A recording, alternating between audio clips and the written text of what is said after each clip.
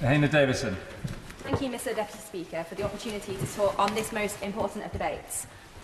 Out there are countless victims of some of the most serious crimes. Rape victims, GBH victims, the families and loved ones of manslaughter victims. And my family and I fall into that latter category, Mr. Speaker, as I previously mentioned in this place. In my case, a line from Lois McMaster Bujold's 2002 novel sticks with me. The dead cannot cry out for justice. It is a duty of the living to do so for them. It's our duty, Mr. Deputy Speaker, to ensure that justice is done for the victims of the most heinous crimes.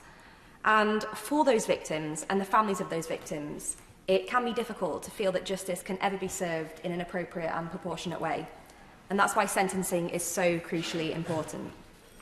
I can remember sitting in court at age 14, listening intently to proceedings. And if I thought I had nervous butterflies on election day, then they were absolutely nothing compared to that. In the road to recovery from a severe criminal court case, the delivery of the verdict is the first hurdle. And for the victims and families who do hear a guilty verdict, the second hurdle is the delivery of a sentence. Where a sentence feels too lenient, it can leave a victim or family feeling lost and drifting, with justice not having been done and no real way to move on. So we must always support victims by ensuring the sentences that are delivered are proportionate and sufficiently serious.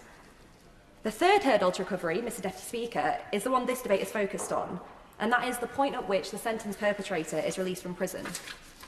I still remember the day that my nan saw my dad's killer for the very first time after being released after just 18 months.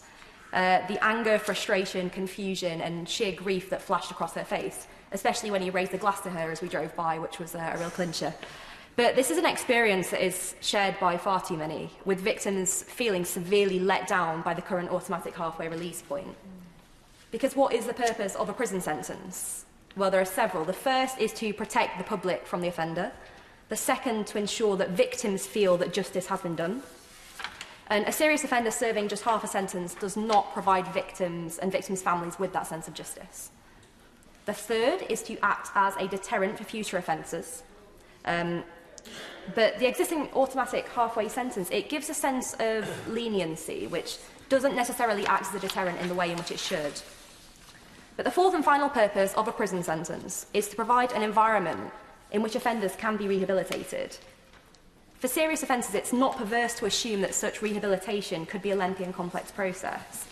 So by ending the automatic halfway release from prison, these changes will also ensure the most serious offenders have more time with specialist support in prison to rehabilitate them and prepare them for release into the community. But of course, it is right that they'll still be subject to strict conditions upon their release.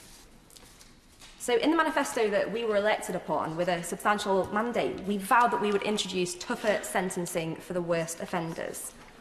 Now, as other colleagues have expressed today, I too had some reservations about moving the goalposts from an automatic halfway point to a two-thirds point, because for some victims this may seem like it isn't enough. But I was really encouraged to hear the Minister talk about this as the first step that our government can achieve quickly to begin to deliver upon that referendum promise at the earliest possible opportunity.